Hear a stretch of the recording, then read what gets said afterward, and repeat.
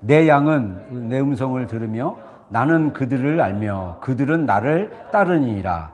내가 그들에게 영생을 주노니 영원히 멸망하지 아니할 것이요 또 그들을 내 손에서 빼앗을 자가 없느니라. 아멘. 다 같이 아멘 하겠습니다. 아멘. 자, 요한복음 10장에서 예수님께서 내 양은 내 음성을 듣는다. 나는 그들을 안다. 그리고 그들은 나를 따를 것이다. 이렇게 말씀하신 이 말씀 그 배경이 22절부터 이야기가 시작되는데 22절에 수전절이라는 절기가 있습니다. 사실은 수전절은 성경에서 하나님이 만든 절기는 아니에요. 여호와의 절기라 그래가지고 초막절 초막절이랑 또 이렇게 초실절 그래서 여러 가지 4-5개의 그 유월절, 무교절 이런 식으로 하나님이 말씀하신 절기가 있어요. 근데 수전절은 하나님이 말씀하신 절기가 아니라 이스라엘 백성들이 살아오다가 생긴 그 고난의 시간에 생긴 절기 중에 하나입니다. 여러분, 예수님이 AD 우리가 1년에 이제 공식적으로 이렇게 태어났다고 얘기하는데 그 예수님이 이 말씀을 하실 때 30세 이상입니다. 그래서 예루살렘에 몇 번째 방문했을 때냐에 따라 또 예수님의 나이가 좀 다를 수 있지만 아마 예수님이 32살 때쯤이나 3살 때 이렇게 말씀하신 거예요. 근데 이 수전절은 어떻게 일어났냐면 예수님이 30살에 말씀하신 그 200년 전쯤에 이스라엘이 여러분들 알다시피 바벨론 포로 생활합니다. BC 586년에 막 그 예루살렘에 멸망되고 포로 생활하다가 다시 돌아옵니다. 돌아오고 나서 또 이렇게 느헤미야랑 이렇게 성전 짓고 해서 그 성전을 솔로몬이 지었던 성전이 허물어지고 다시 성전을 지어요. 제2성전입니다. 그리고 이제 예수님 오실 때 예루살렘에 실제로 제3성전이 지어질 거예요.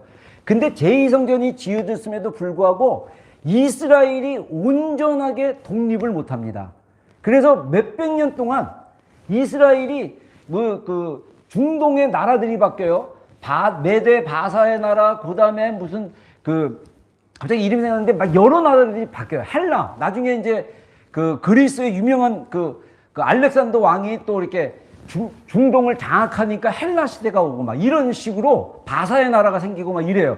그랬을 때 이스라엘 제국이 바뀔 때마다 이스라엘은 그 제국의 총독이 왕이 와서 다스리는 그러니까 이스라엘이 완전히 지금 독립된 주권적인 나라로 살아가는 것이 아니라 계속 외세에 의해서 이렇게 침략당하고 통치당하는 그런 시절이었어요. 근데 수전절이 있었던 BC 167년인가 그때 어떤 일이 벌어지냐면 이 아티오쿠오스인가 이 헬라의 문화를 얘가 전파를 하려고 헬라 문화 그리스 문화입니다. 제우스 섬기고 막 이런 현재 그리스 문화를 전파를 하려고 유대인들의 순수한 신앙을 더럽히기 위해서 그 성전에 예루살렘 성전을 더럽힙니다. 어떻게 더럽히냐면 돼지 피를 막 뿌리고 제우스 신상을 막 새기고 그리고 기존에 있던 제사장들은 다 패해버리고 자기가 임의대로 제사장을 세우고 이러면서 완전히 이스라엘을 모욕을 줘요. 근데 놀라운 것은 이미 다니엘은 몇백 년 전에 하나님의 예언으로 다니엘서 11장에 하나님의 거룩한 성전에 가증한 것이 쓰고 더럽힘을 받게 될 거라고 얘기한 예언이 1차로 이루어져요. 그래서 그 이루어진 것을 보고 또 유대 가문 중에 마캅이라는 그 가문이 있었는데 그 형제들이 의분을 가지고 이 하나님이 성전이 정말 이 우상 섬기는 왕에 의해서 더럽혀진 걸 보고 혁명을 일으켜서 3년 동안 전쟁에서 빼앗습니다. 빼앗고 성전을 깨끗하게 하는 날이에요. 그래서 수전절이라는 한문 용어로 성전을 깨끗하게 씻는다 이런 의미가 있고 그 히브리 언어로는 하누카라 그래가지고 하나님께 드려진다 뭐 이런 의미도 있다고 합니다. 아무튼 예수님 시대 때 벌써 200년이라는 시간이 지나서 매년 이 초막절 무렵인데 수전절을 지키기 시작한 거예요. 그때 예수님이 이 말씀을 하신 것입니다. 이스라엘 백성들이 정말 하나님의 그 성전이 빼앗긴 그 우상으로 더럽히고 강제로 빼앗긴 그 성전을 회복하고 예배를 드리는데 예배를 드리려고 이 성전에 그 촛대가 있거든요. 근데 촛대에 기름이 있었는데 그때 마카비 혁명으로 이 성전을 빼앗았을 때 깨끗이 청소하고 8일 동안 절기로 이렇게 지키기로 했는데 첫째 날 하는데 이 기름이 하루치밖에 없었어요. 근데 초자연적으로 나머지 일주일을 더 기름이 없는데 그 등불이 막 켜지기 시작했습니다. 그래서 이스라엘 백성들은 성경에 보면 하나님이 초자연적인 기적들이 막 일어나잖아요. 그때도 초자연적인 기적이 일어났어요. 그래서 지금도 성전이 없잖아요. 그래서 이스라엘 백성들은 어떻게 절기를 지키냐면 가정에서 초를 켜고 또는 촛대를 켜고 하나님 앞에 그 수전절에 불을 켜고 하나님이 성전을 깨끗하게 하신 것을 기념하는 그런 예배를 드리는 것을 볼 수가 있습니다. 여러분, 예수님이 마지막 십자가에서 달려 돌아가셨을 때 수요일인가 목요일쯤에 성전에 가셔가지고 그때 당시에 예배 드리는 그것이 너무나 이 혼합되어지고 타협되어진 걸 보고 어떻게 합니까? 채찍을 만들어가지고 이 성전 마당에서 장사하는 사람들 다 몰아내고 성전을 깨끗게 하는 그런 의미도 있습니다. 우리의 마음이 하나님의 성전입니다. 아멘. 이 성전이 하나님의 말씀으로 하나님의 빛으로 정결케 돼야 돼요. 그래서 이 절기는 빛의 절기라고도 얘기합니다. 왜냐하면 빛이 8일 동안 계속 비춰지는 것을 기념하기 위해서, 하나님의 성전이 밝아지는 것을 기념하기 위해서 예배하는 것입니다. 그때 예수님이 내 양은 내 음성을 들은다라고 말씀하신 거예요. 이런 역사적인 배경에서 우리가 이해할 필요가 있습니다. 그래서 22절에 수전절의 이름에 예수님께서 솔로몬 행각 쪽에 이렇게 있었는데 유대인들이 참다 못해가지고 예수님한테 와서 성경 구절에 보면요, 24절에 유대인들이 예수님을 에워싸고 우리의 마음을 언제까지 미혹하게 할 겁니까? 막 이러면서 그리스도이면 밝히 말씀해달라고 예수님에게 막 푸시를 하는 거예요. 그때 예수님이 대답합니다. 내가 너희에게 말했지만 너희가 믿지 아니한다.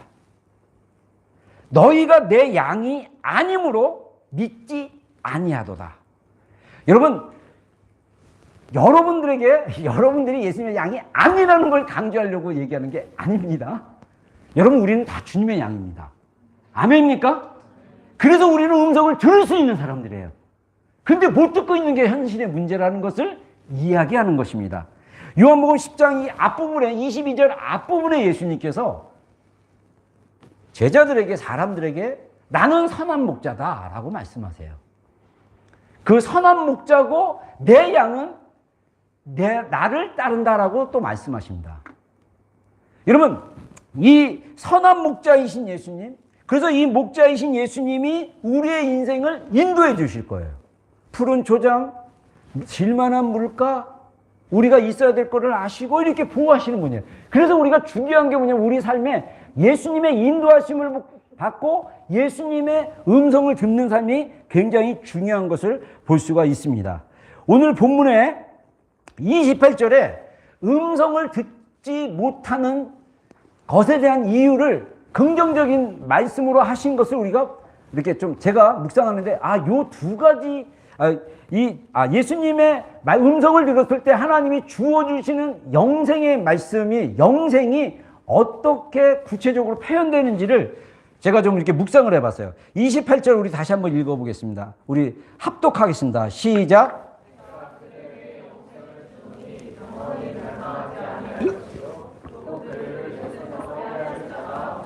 자, 우리가 주님의 음성을 들으면 영생이 있어요. 영생은 조회입니다. 조회라는 생명이라는 단어 플러스 영원한이라는 아이온인가라는 단어가 합쳐진 단어예요. 영원한 생명이 우리 안에 있어요. 생명이 우리 안에 있습니다. 그래서 우리가 음성을 딱 들으면 우리가 28절에 예수님께서 약속하신 그 확신이 있는데, 첫 번째는 뭐냐면 우리가 멸망하지 않는다는 거예요. 영원히 멸망하지 않는다. 자, 저는 이 말씀을 묵상하면서 뭐가 생각나냐면 인디오 오리에서 파국적 예상이라는 그 용어가 생각났어요. 파국적 예상, 망할 거라는 거. 제가 예수님을 믿기 전에 저는 되게 부정적이었어요. 제 인생이 모든 게 잘 안 된다고 생각했어요. 그래서 반대로 생각하려고 했어요. 그래서 좋은 것을 소망하고 기대하는 게 아니라 아예 좋은 것을 소망하는 것을 그냥 버리고 혹시 우연히 얻을 것을 기대하는, 깊은 데서는 정말 갈망하고 원하는데 두려움 때문에 그것이 내게 없어질 거라는 두려움에 많이 살았었습니다. 제 인생이 그랬어요. 예수님 만나기 전에. 이런 많은 크리스천들이 영원한 생명이 우리 안에 있는데 두려움으로 삽니다. 못 성취할 거라고, 못 가질 거라고, 또 하나님이 나를 갖다가 사랑으로 주시는데도 불구하고 그 주신 것을 갖지 못할 거라고 스스로 믿는 그런 두려움이 우리 안에 있다는 거죠. 그래서 우리 안에 있는 두려움, 이 두려움은요, 아담이 타락하고 나온 첫 번째 감정이 두려움이에요. 이 두려움은 우리가 이 땅에 살면서 계속 끊임없이 우리 육신으로 말미암아 나올 수밖에 없습니다. 이 두려움과 싸울 수 있는 확신은 뭐냐? 주님의 음성을 들어야 돼요. 주님이 우리에게 뭐라고 말씀하십니까? 28절에 영생을 너희에게 주겠다. 너희가 영원히 멸망하지 않을 것이다. 아멘.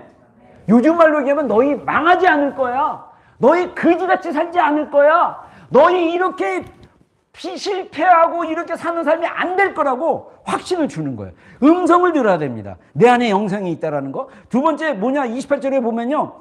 그들을 내 손에서, 그들은 우리를 얘기합니다. 그들에게, 자, 그들은 알며. 자, 여기서 이 그들이라고, 우리를 그들이라고 표현한 이유는 뭐냐? 예수님의 양이 아닌 유대인들이 언제까지 우리의 마음을 미혹해 할 겁니까? 당신이 그리스도면 밝히 말씀했어. 화가 나가지고 에어싸가지고 예수님을 막 그냥 험악한 분위기로 몰아붙이는 거예요. 그리고 나중에 예수님이 아버지와 나는 하나다라고 얘기하니까 이들이 돌을 들어서 예수님을 치려고까지 했어요. 여러분, 우리 인간의 마음이 하나님의 분명한 복음 안에 변화되지 않으면 우리도 예수님께 돌을 던지듯이 우리가 이렇게 할 수 있다라는 것입니다. 여기서 예수님이 두 번째 얘기하는 게 뭡니까?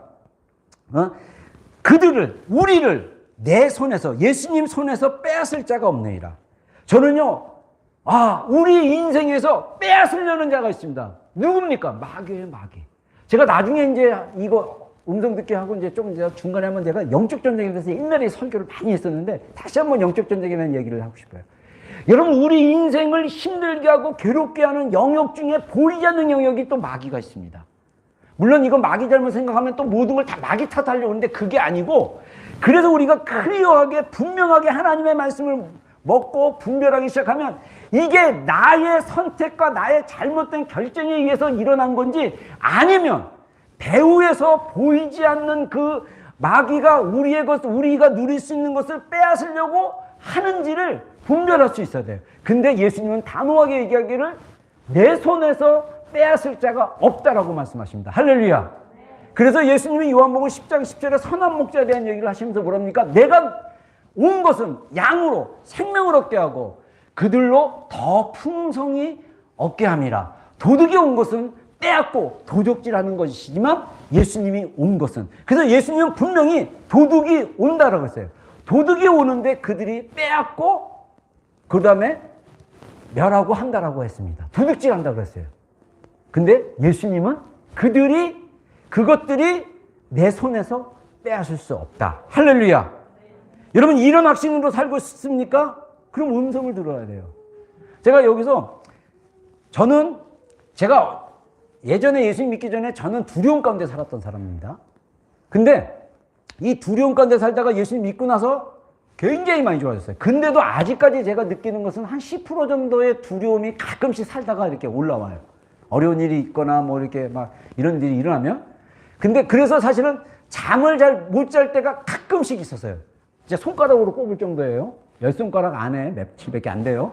근데 예전에 기억나는 게 이 두려움이라는 게 잠을 못 자게 하거든요. 걱정, 근심이 있기 때문에. 예전에 기억나는 게 제가 시티에서 사역했을 한 10년 전인가?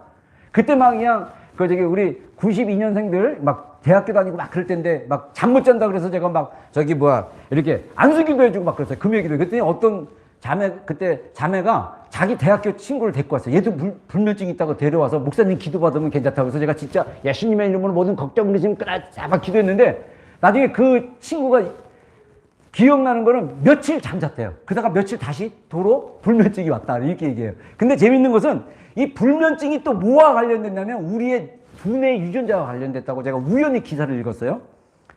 한국이 OECD 국가, 경제개발 국가 33개 중에 이렇게 검사를 해봤더니 한국이 1번 다음으로 잠을 못 자는 나라라고 합니다. 잠을 적게 자는 나라. 근데 여러분들 혹시 1번이 1위예요. 1번이 평균적으로 국민들이 하루에 몇 시간을 자는지 아십니까? 저 깜짝 놀랐어요. 아마 여기에 다 해당될 수 있어요. 7시간 22분밖에 안 잔대, 시기나 잔대요? 근데 여러분들은 8시간 이상 안 자죠? 예. 일찍 자셔야 돼요. 8시간 정도는 자야 돼요. 저도 8시간 정도는 자려고 지금 하고 있어요. 근데 한국은 7시간 51분을 잔대요. 근데 이게 OECD 국가 중에 2위라는 거예요. 근데 그랬는데 이게 잠을 못 자기 시작하면, 잠을 적게 자게 되면 불면증 환자들이 있는데, 불면증 환자입니다. 작년에 2022년에 72만 명의 불면증 환자가 한국에 있다고 합니다. 근데 일본에 수면에 대해서 막 연구하고 그래서 이 컨설턴트로 일하는 어떤 작가가 책을 썼는데, 그 작가랑 인터뷰하는 기사였어요. 근데 이 일본 작가가 뭐라고 하냐면, 일본 그 전문가가 뭐냐면, 일본이나 한국이랑 비슷한 점이 있는데 두 가지가 있다. 첫 번째는 뭐냐면, 수면을 잘 못 취하는 이유 중에 첫 번째는 워커홀릭 나라다. 그러니까 일을 그렇게 열심히 하고 회사에서도 푸시가 굉장히 심하대요. 니네는 안 그러잖아요. 근데 두 번째는 뭐냐면 유전적인 게 있대요. 유전자. 특정 유전자가 한국 사람과 일본 사람들에게는 80% 사람 정도, 그러니까 10명 중에 8명은 이 유전자가 있대요. 그 유전자는 뭐냐면 S형 세로토닉 전달체 유전자라고 합니다. 이거는 어떤 유전자냐면 감정을 조절하고 관여하는 전달 물질인데, 이게 이 유전자가 있고 없고의 차이가 걱정과 근심으로 가서 잠을 못 자게 하고, 더 심하면 우울증 걸리고 막 이렇게 약간 잠을 못 자면 여러분들 여러 가지 합병증이 일어나게 돼요. 근데 그렇게 못 자게 하는 이유가 유전적인 게 있다는 거예요. 일본 사람, 미국 사람 8명, 10명 중에 8명이 그런 유전자를 갖고 있다고 합니다. 그래서 이 감정을 조절하는 X형 세로토닉 전달 유전자가 8명씩이나 있어가지고 이 걱정과 불안을 유발해가지고, 이게 자꾸 감정에 관련되니까 이 유전자가 자꾸 자극을 하는 거예요. 그래서 잠을 못 잔다고 합니다. 근데 제가 딱 글을 읽어보니까 이 세로토닌이라는 것은 좋은 유전자인데, 좋은 이게 신경물질인가 뭐 그런데, 이게 오히려 부정적으로 작용하는 것을 볼 수 있습니다. 그럼 제가 거기 도표가 있더라고요. 다른 나라는 어떤가 이렇게 봤더니 미국은 한 43% 정도 밖에 없어요. 놀라운 건 남아공화국, 남아프리카 공화국은요 25% 정도밖에 없어요. 10명 중에 한 2명 반은 있고 나머지는 이렇게 자는데 많이 어려움을 겪지 않는다고 합니다. 저는 그래서 이 세로토닌이라는 S형 세로토닌, 이게 감정을 조절한다는데, 이게 우리 안에 긍정적으로 바뀌게 되면 우리가 더 하나님에 대한 사랑에 대한 감정이나 그 은혜를 더 많이 느끼지 않을까, 저는 긍정적으로 보고 있습니다. 할렐루야. 여러분, 주님의 음성을 들으십시오. 주님은 두려워하지 말라고 하십니다. 주님은 우리에게 생명을 주셨습니다. 아멘. 그래서 우리가 주님의 음성을 듣고 하나님 안에서 평강을 누리는 삶을 살아야 돼요. 이 평강이 있었을 때 우리에게 주시는 하나님의 그 행복한 삶을 우리가 살아갈 수 있습니다. 여러분, 세상에서 말하는 행복의 기준을 따라가면요 잠이 안 와요. 걱정이 됩니다. 두렵습니다. 염려됩니다. 그러나 우리가 예수님을 따르게 되면 예수님이 주시는 그 평강으로, 지금 환경은 걱정해야 될 환경이고 염려해야 될 환경이고, 그래서 내가 두려워서 잠이 안 와야 될 환경임에도 불구하고 하나님의 평강으로 우리가 그 불행한 시간들, 괴로운 시간들을 이겨서서 하나님의 은혜 안에서 정말 그 어려운 시간을 넘어설 수 있다는 것입니다. 그래서 저는 여러분들에게 하나님의 음성을 듣는 분별과 그 훈련을 했으면 좋겠다. 첫 번째, 우리가 하나님이 자주 말씀하시는 게 뭐냐? 성경을 통해서 말씀하신다는 거예요. 우리 요한복음 5장 39절로 40절 한번 읽겠습니다. 시작.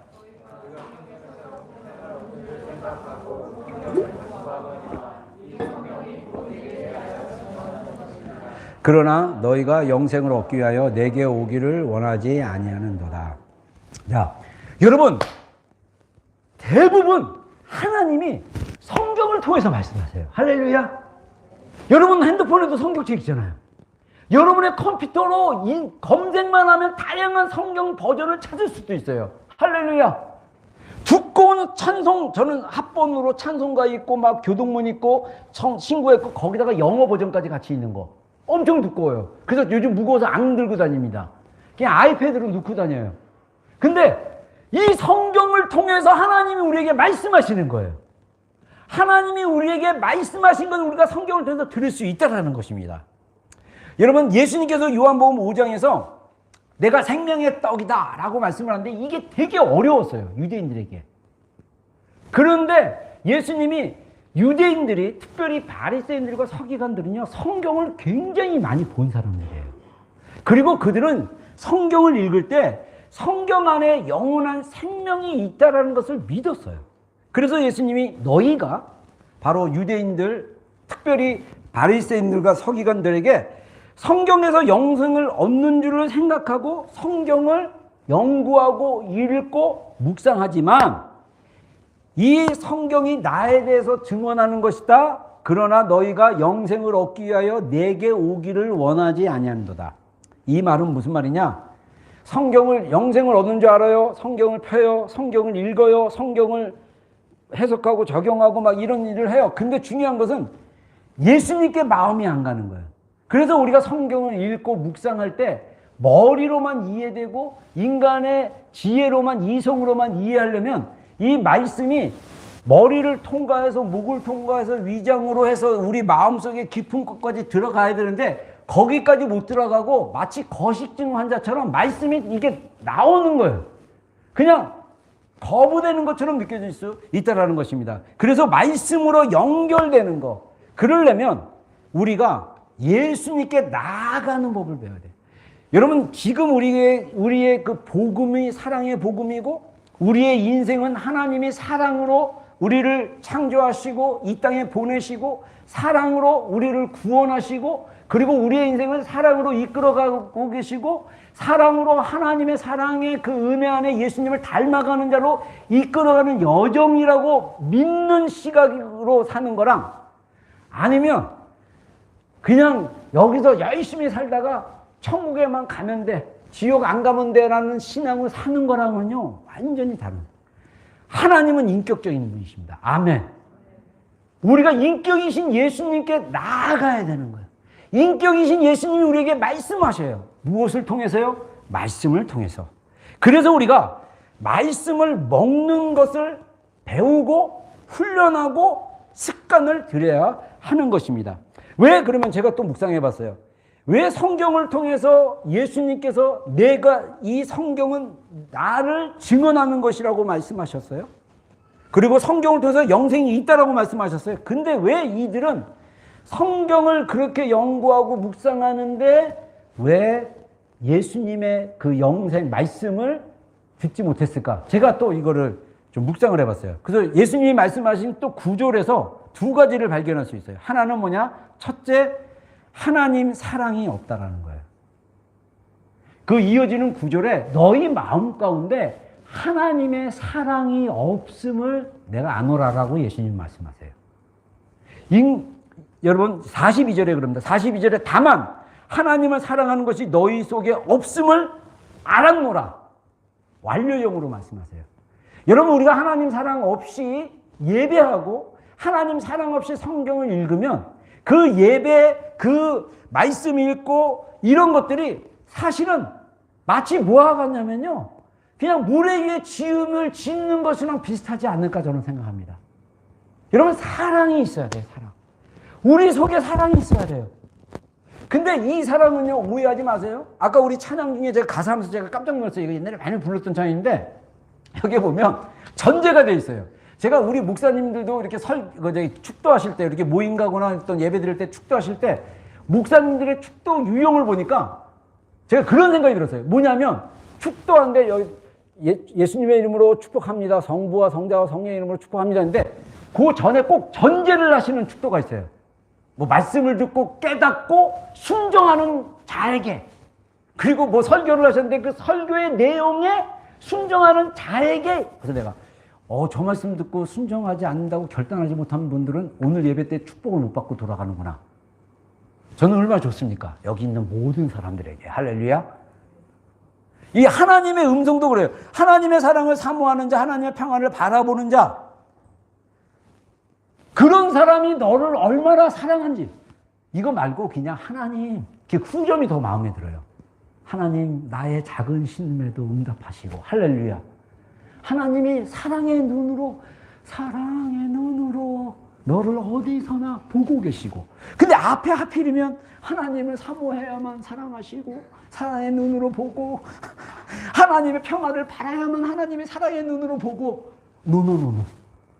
그냥 그 사모하는 거 없고 평안하는 거 없어도 정말 하나님의 사랑을 의지해서 바라볼 때, 하나님께 나아갈 때 우리가 하나님이 우리를 사랑하시는 것을 경험할 수 있어요. 뭐를 통해서요? 말씀을 통해서. 바리새인들과 서기관들은 그렇게 성경을 읽고 암송하고 했지만 그들 마음 가운데 왜 사랑이 없었습니까? 제 퀘스천이에요. 그랬을 때 그 말을 44절에서 찾을 수 있어요. 두 번째는 뭐냐?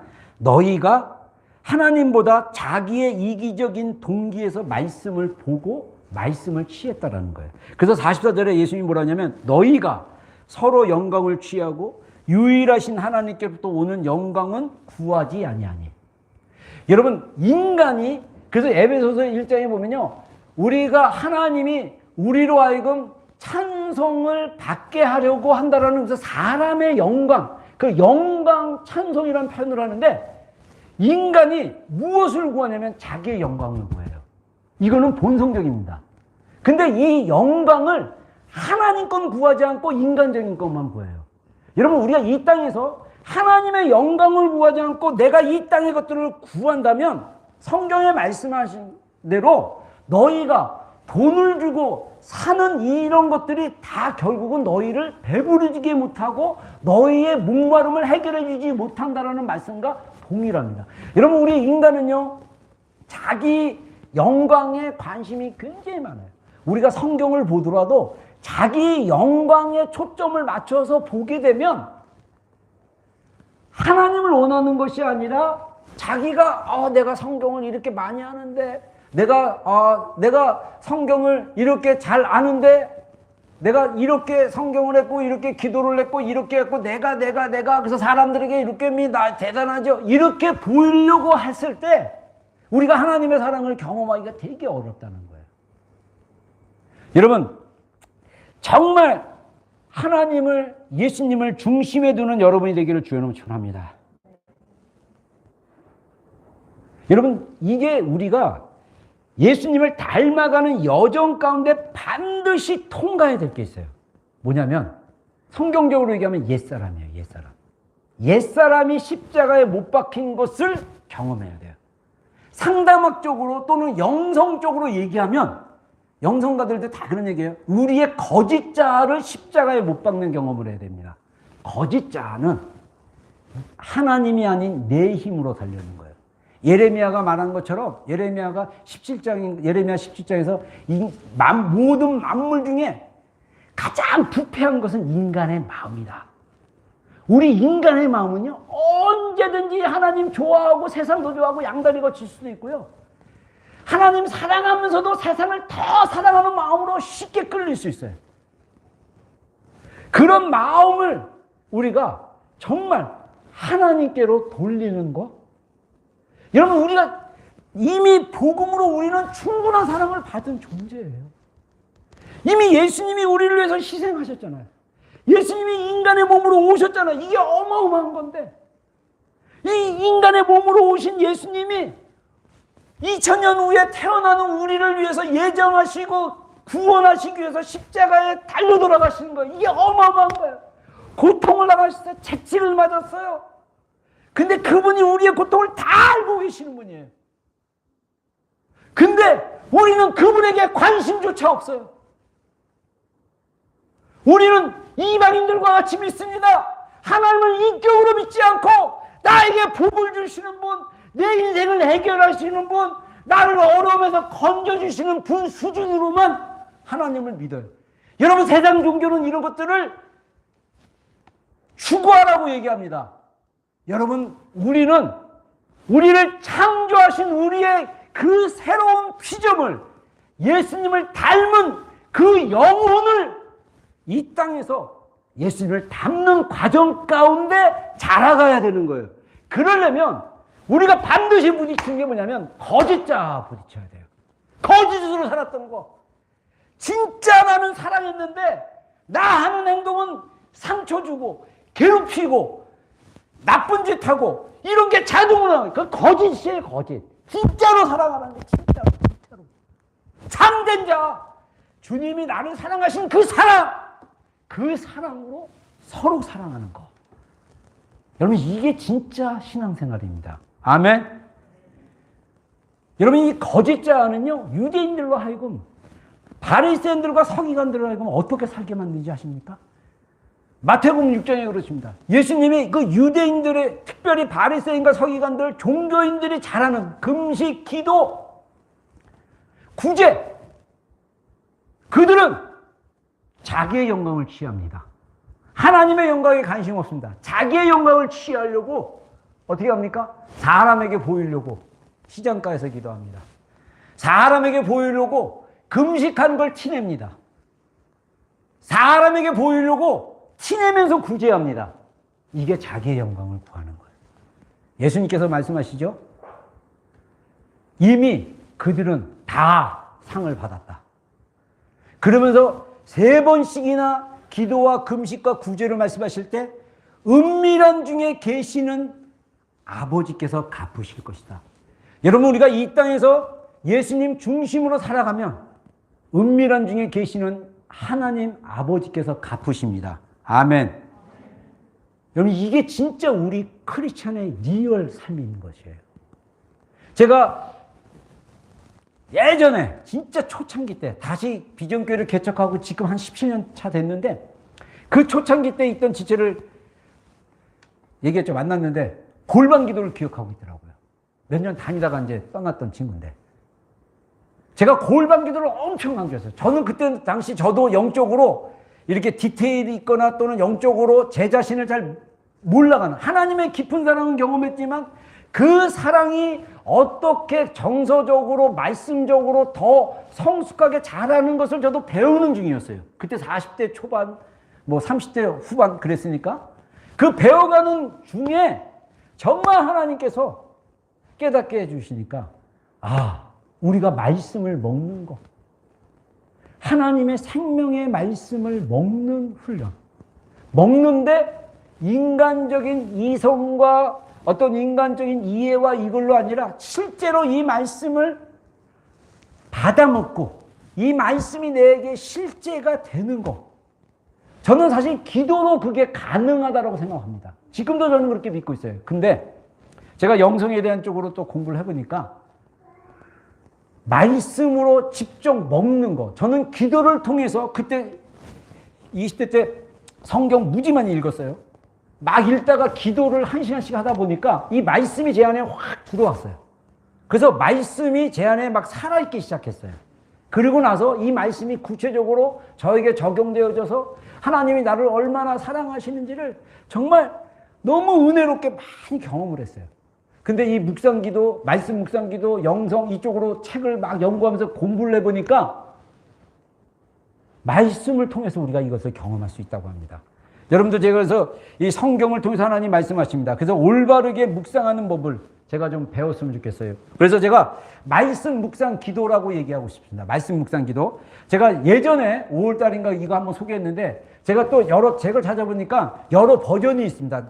흐름은 비슷한데 이 강조하는 것도 비슷하고 조금 다를 수도 있고 그런데 요 특별히 제가 요번에 가져온 버전은 여러분들에게 좀 뭐라 그럴까 더 이렇게 좀 쉽게 다가가지 않을까 생각이 들어요. 그래서 이 말씀 묵상 기도를 우리 교회 안에 잘 정착시키려고 해요. 그래서 제가 이거 기도 설교 준비하고 그전에도 그랬지만 우리가 기도의 집을 하면 기도의 집에 이제 우리가 또 다른 장소, 우리가 진짜 계속 우리만의 공간에 있는 장소에서 레인들이 같이 이렇게 예배하고 중보하고 막 할 거예요. 그럼 우리가 여기 와서 같이 예배 드리고 또 그냥 설교 없이 막 대부분 설교 없이 예배와 찬양과 중보 기도로 계속 되는데 우리가 자리에 앉으면서 성경을 피고 성경 말씀을 묵상하는데 이 말씀을 말씀 묵상 기도로 이렇게 먹을 수도 있어요. 그래서 우리가 이 말씀을 계속 먹는 거예요. 그래서 하나님이 우리에게 이 말씀을 통해서 우리에게 주시는 음성들을 계속 들어야 돼요. 여러분 우리가 최우선적으로 들어야 되는 음성은요. 무엇이냐? 하나님이 우리를 얼마나 사랑하신지를 들어야 되는 거예요. 우리가 이 정체성이 계속 이게 흔들리다 보니까 우리 안에 사랑이 아닌 쓴뿌리나 다른 것들이 자꾸 흘러가서 서로를 괴롭게 하고 힘들게 해요. 사랑하는데 힘들게 하는 거예요. 저도 이 말이나 이런 데서 또 이렇게 충분하게 하지 못함으로써 주변 사람들을 힘들게 할 수도 있어요. 그렇기 때문에 우리가 하나님의 사랑의 말씀을 먹는 게 굉장히 중요합니다. 그래서 이 네 가지가 있어요. 따라하겠습니다. 읽기, 묵상하기, 기도하기, 바라보기. 예. 그래서 이게 한국에 있는 어느 목사님이 쓴 챕터에서 제가 이걸 가져왔는데 첫 번째 이분은 들어가기를 먼저 서론도 이렇게 자기가 넣었다고 얘기하더라고요. 원래 이 전통적인 이 기도는요, 원래 유대인들이, 그러니까 교회가 생기고 중세 시대가 생기고 하기 전에 유대인들이 사실은 이 묵상법을 하고 있었다. 이렇게까지 얘기를 해요. 근데 이 들어갈 때는 뭐냐면, 먼저 서론 부분에 이 말씀을 읽기 전에 마음을 좀 뭐라 그럴까? 이렇게 좀 차분하게 가라앉히는 것입니다. 그래서 이렇게 얘기해요. 제가 이거 나중에 여러분들에게 PDF 파일을 올리겠습니다. 이렇게 얘기해요. 잠시 침묵 가운데 머물며 마음을 고요하게 합니다. 그리고 지금 이곳에 함께 계신 하나님의 임재를 바라보며 이 시간을 끌어주시도록 성령님께 도움을 요청합니다. 그래서 이분은 우리가 성경을 묵상하기 전에, 말씀을 묵상하기 전에 먼저 서론 부분에서 이렇게 마음을 좀 차분하게 있고 몸의 자세, 몸이 또 흐트러지면 마음도 흐트러지니까 몸의 자세를 좀 피고 그 다음에 한 다음에 방해받지 않는 조용한 장소와 시간을 선택하고 주변도 좀 정리하고 그 다음에 오늘 읽을 말씀을 미리 준비해서 딱 본문 피고 그 다음에 마음을 차분하게 한 다음에 이렇게 하나님의 음성을 들으려고 준비를 하는 거죠. 이게 들어가기입니다. 수면이 잠잠해야 사물이 깨끗하게 비치는 것처럼 우리의 내면 생각이 잠잠해야 말씀이 잘 들릴 수 있다는 거죠. 그러려면 우리가 먼저 몸을 이렇게 바른 자세로, 자세가 흐트러지면 마음도 흐트러지기 때문에 그렇게 한다는 거예요. 그리고 예수님께서 골방에 들어가는데 문을 닫으라거든요. 그러니까 우리의 마음의 문을 외부에서 들어오는 다른 생각이나 염려나 걱정들을 이게 문을 닫고 그냥 머무는 거, 이거를 얘기합니다. 그리고 그래서 바로 들어가는 게 뭐냐면 성경을 읽으면 돼요. 성경을 한 두세 번 읽으면 됩니다. 그래서 말씀을, 본문을 두세 번 반복해서 읽어요. 그래서 내가 읽는 것이 아니라 하나님의 말씀이 나를 읽도록 마음을 열고 천천히 반복해서 있습니다. 제가 이 표현을 처음 알았어요. 우리가 하나님을 발견하려고 있는 게 아니라 이미 성경 말씀을 통해서 하나님이 있어요. 지금 계시는 거예요. 그래서 그분이 내 마음을 읽어줄 수 있도록 내가 마음을 열고 성경을 두세 번, 이 본문을 두세 번 천천히 읽는 게 중요합니다. 저는 천천히 읽는 게 잘 안 돼요. 성질이 급하고 기질 자체가 빨리빨리가 돼가지고 그거 템포 늦추는 게 좀 어렵긴 하지만 그렇게 하는 게 필요하다는 거죠. 그래서 하나님이 들려주실 사랑의 음성을 기대하며 성경을 읽고 단순히 눈으로 읽는 것보다 오감을 사용하면 더 좋다는 거예요. 손으로 성경책을 듣거나 성경책이 또 핸드폰에 있으면 핸드폰으로 이렇게 듣고 그 다음에 눈으로 한 글자 한 글자 읽고 입으로 천천히 말씀을 읽고 소리내서 읽어도 되고 또 침묵해서 읽어도 되고 상관없어요. 그 동시에 소리를 내면 그 소리가 내 귀에 이렇게 들리니까 귀에 기울임으로써 하나님이 지금 내게 건네시는 그 말씀임을 이렇게 의식하면서 하나님이 지금 나를 읽고 계시면서 나에게 주시고자 하는 말씀인 것을 인식하면서 읽으라는 거예요. 이때 두세 번 이렇게 천천히 읽다 보면 마음에 와닿는 단어나 구절이 있어요. 그러면 시선이 머무는 거. 이렇게 딱 근데 이 단어가 시선이 딱 머물다. 이 구절이 이 딱 시선이 머문다. 그러면 거기에 머무는 구절이 있다면 읽기를 잠시 멈춰도 괜찮다는 거예요. 없으면 두세 번 천천히 읽고 어떤 단어나 구절을 이렇게 틱하는 거예요. 그리고 나서 이제 묵상으로 들어가면 됩니다.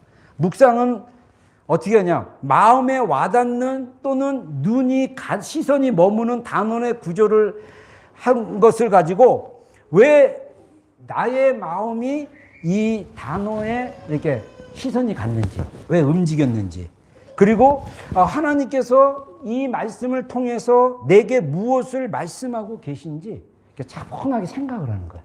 이 묵상은 특별히 이성을 많이 이렇게 사용하는데 어떤 분은 상상을 하라고까지 합니다. 근데 제가 생각해 보니까 MBTI적으로 상상이 잘 되는 사람이 있어요. 그 사람은 상상을 해도 되고, 이성적인 사람들은 이성으로 하면 되고, 또 필러들이 마음으로 느낀다면 마음으로 느끼면서 주님 왜 이 말씀이 저한테 시선이 갔나요? 왜 이 말씀이 저한테 이렇게 됐나요? 이렇게 물어보면서 이렇게 묵상, 계속 곰곰이 생각하는 거예요. 그게 묵상입니다. 그리고 나서 그 다음에 뭐냐? 그 다음이 기도하기예요. 기도. 이거는 대화하기라고도 얘기합니다.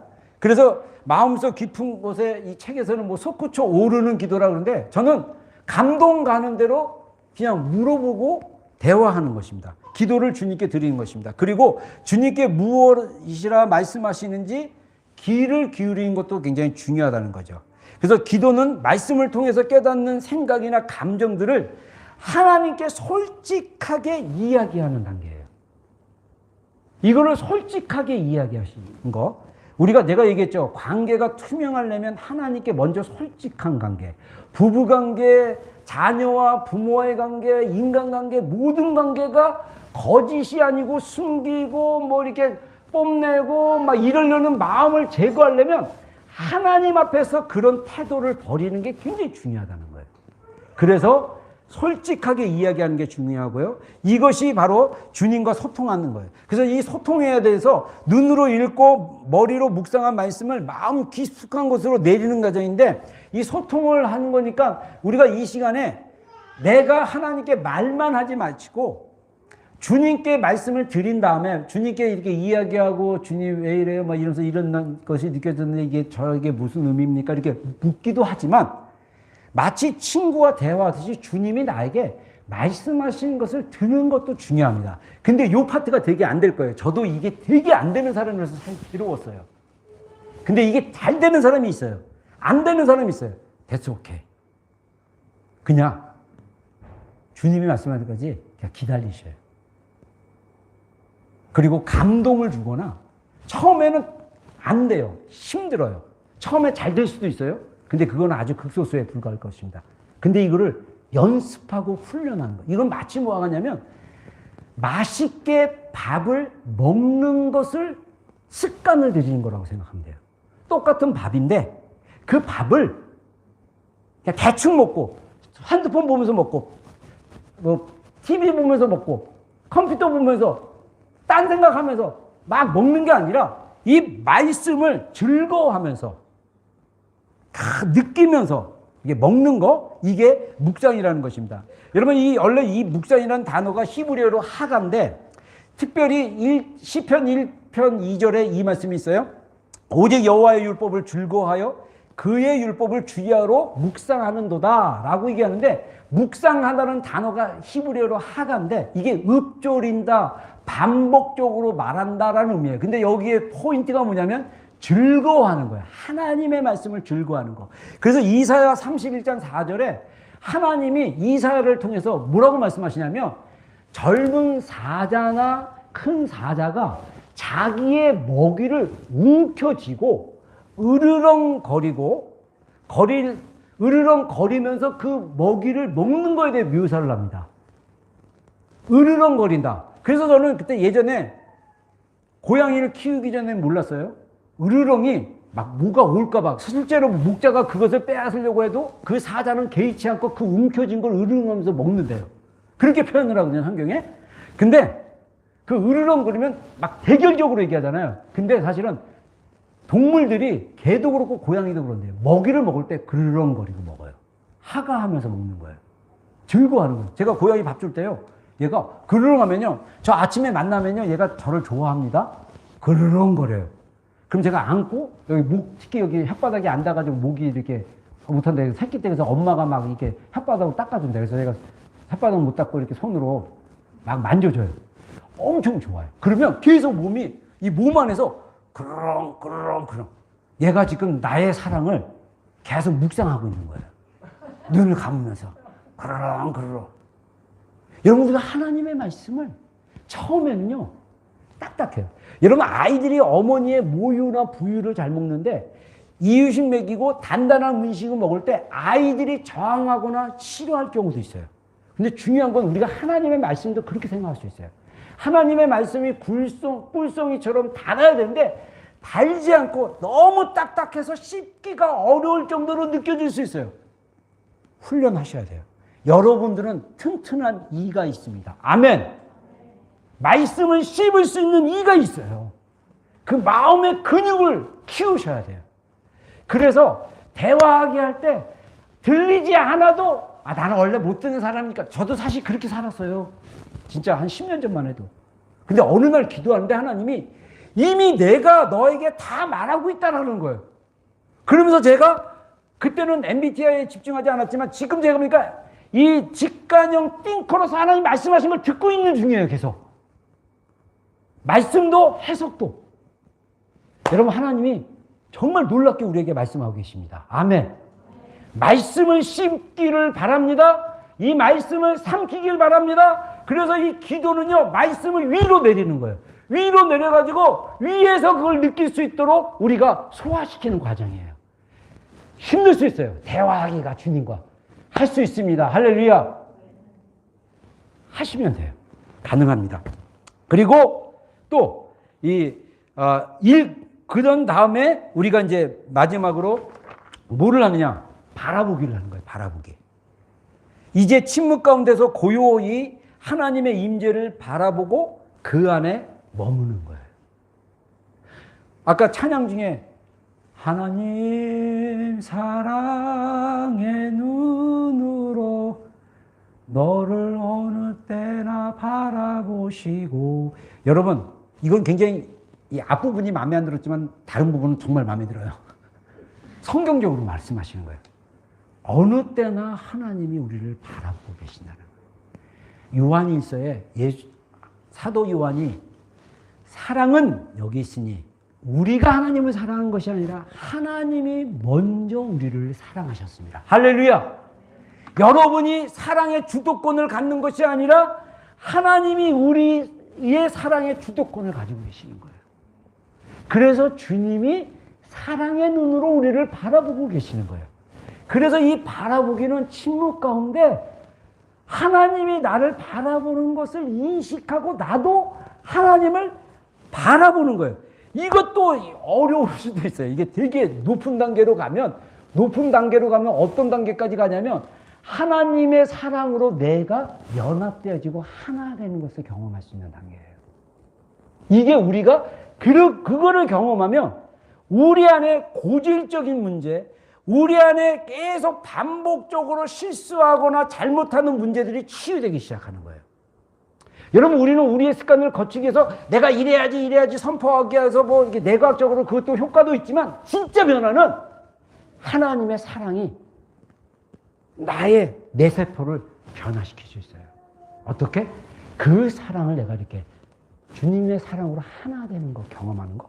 이것도 쉽지 않지만 이 과정을 가기 위한 이 과정이라는 것입니다. 그래서 점차 깊어지는 높아지는 하나님의 만남을 통해서 이 바라보기를 통해서 말씀 읽기, 묵상하기, 기도하기를 통해 점차 이렇게 깊어지는 거예요. 그래서 하나님의 만남이 깊어지면서 바라보기를 통해서 가장 깊은 차원, 높은 차원으로 들어가게 되고, 그래서 바라보기는 말씀을 펼쳐놓고 주님과 대화하다가 이제는 고개를 들어 서로 말없이 사랑으로 서로 상호적으로 이렇게 바라보는 상태. 이게 어려워요. 하지만 우리 할 수 있어요.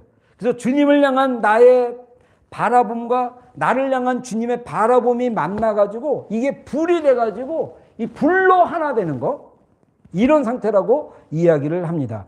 여러분, 제가 여러분들 하나님을 바라보게 할 때 말씀을 통해서 이게 딱 내 안에 깊이 믿어지는 건 뭐냐면요. 하나님의 사랑이 내 안에서 정말 내적 음성으로 믿어지기 시작하는 것이 아닌가 이렇게 생각합니다. 민수기 6장에 보면요. 모세가 하나님의 명령으로 아론과 그의 아들들을 제사장으로 세웁니다. 그리고 나서 난 여기서 정말 하나님의 사랑을 정말 느껴요. 뭐라고 하냐면 너는 모세를 통해서 아론과 제사장들에게 뭐라고 하냐면 너희는 이스라엘 자손을 위하여 이렇게 축복하라 이르시되 여호와는 너에게 복을 주시고 너를 지키시기 원하노라. 여호와는 그의 얼굴, 하나님의 얼굴은 임재입니다. 하나님의 살아계신 임재, 그의 얼굴을 너에게 비추사 내게 비추사 은혜 베푸시기를 원하며 여호와는 그 얼굴을 내게로 향하여 드사 평강 주시기를 원하노라 할지니라. 하나님은 우리에게 복 주시기를 원하세요. 하나님은 그분의 얼굴을 우리에게 향하사 은혜 주시기를 원하세요. 하나님은 그분의 얼굴 임재를 우리 가운데 비추사 평강 주시기를 원합니다. 여러분, 아무리 셀라톤이 S형의 셀라톤이 유전자가 80% 내가 가지고 있다 할지라도 내 안에 걱정과 근심으로 잠 못 이루고 부정적인 감정으로 괴롭고 힘들게 사는 인생이 아니라 하나님이 이미 우리를 향해서 주신 그 평강, 그 평강이 하나님의 눈과 마주쳐야 돼요. 여러분, 이미 복음은요, 이미 우리에게 주어졌어요. 예수님이 다시 오시는 것은요, 구름 타고 다시 오신 것은 우리가 그렇게 살았을 때 이 땅에서 1000년 동안 왕노릇하기 위해서 오시는 거예요.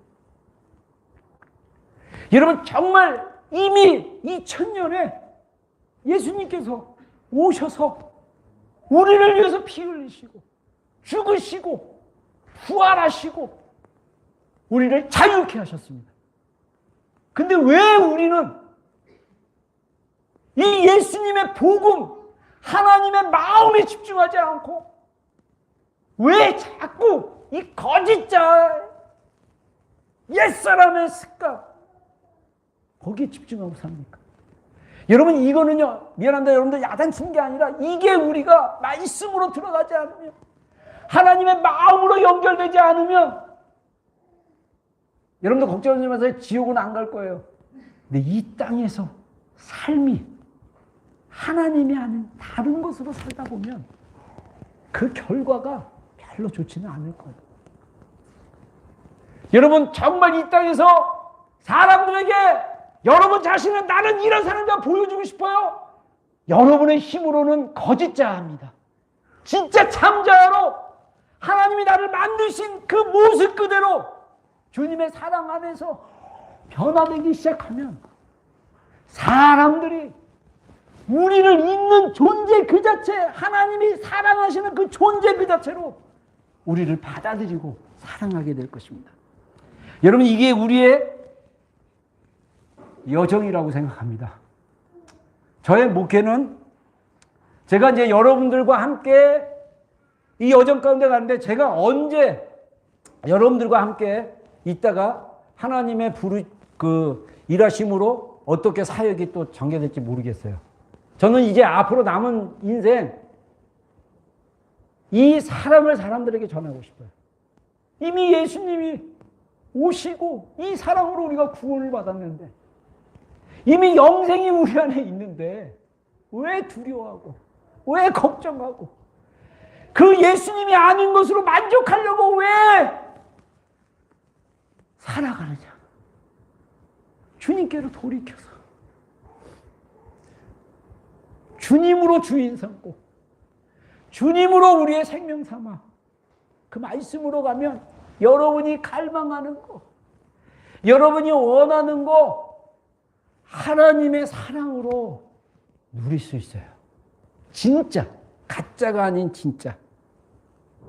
어느 사역자는 이 말씀 묵상 기도를 춤으로 비유한다고 합니다. 이 말씀 묵상의 단계들이 딱딱한 절차가 아니라 성령님이 연주하시는 음악의 변화에 따라 스텝을 바꾸는 과정이다. 또는 몸을 맞춰가는 과정이라고 얘기합니다. 다시 말해서 성령님의 인도하심을 따라 읽기, 묵상하기, 기도하기, 바라보기, 이 스텝 또는 그 동작을 취면서 춤을 추는 것이다. 그랬을 때 주님과 함께 춤을 추는 거. 여러분, 저는요 이미 우리에게 복음이 있는데 이 복음대로 살지 못하는 거, 이거에 대해서 너무 애통합니다. 예수님께서 마태복음에 이런 말씀하십니다. 여러분들 마태복음 7장을 잘 묵상해 보세요. 마태복음 7장에 이렇게 말씀하세요. 좁은 문으로 들어가라. 멸망으로 인도하는 문은 크고 그 길이 넓어 그리로 들어간 자가 많고 생명으로 인도하는 문은 좁고 길이 협착하여 찾는 자가 적음이라.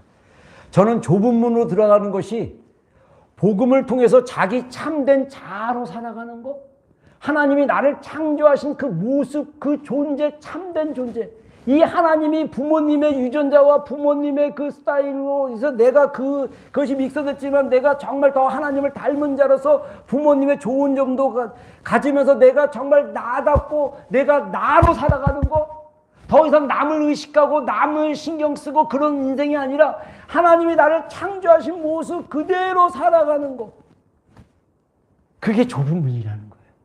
왜냐? 이 좁은 문은 생명으로 이르기 때문에. 진짜 참 생명이 뭡니까? 예수님이에요. 예수님이 그러잖아요. 내 말이 생명이요 영이다. 왜 참 생명인 예수님에 있는 좁은 문으로 들어가지 말고 많은 사람들이 넓은 문으로 들어갑니까? 저는요 누가복음이 이렇게 세게 얘기한 줄 몰랐어요. 똑같은 이야기를 누가는 뭐라고 얘기하냐면요, 누가복음 13장 24절에 좁은 문으로 들어가기를 힘써라. 내가 너희에게 이르노니 들어가기를 구하여도 못하는 자가 많으리라. 누가는 경고까지 합니다. 들어가기를 힘쓰는데 들어가기를 구하여도 못하는 자가 많아요. 여러분, 이거는 지옥 가는 문제가 아닙니다. 우리가 어느 시즌에 강박하고 막 그러면 정말 들어가기를 구해도 하나님의 풍성함을 못 누릴 수 있어요. 왜냐? 그 사람은 계속 그것을 선택하고 살았기 때문에. 여러분, 우리가 하나님을 의지하는 자가 되기를 주의 이름으로 축원합니다. 여러분, 우리가 창조된 사랑받는 존재로 살아가는 게 우리의 인생이 되어야 합니다. 저는 제 목회를 그 방향으로 여러분들을 이끌어 가려고 합니다. 여러분, 하나님이 우리를 변화시켜 주십니다.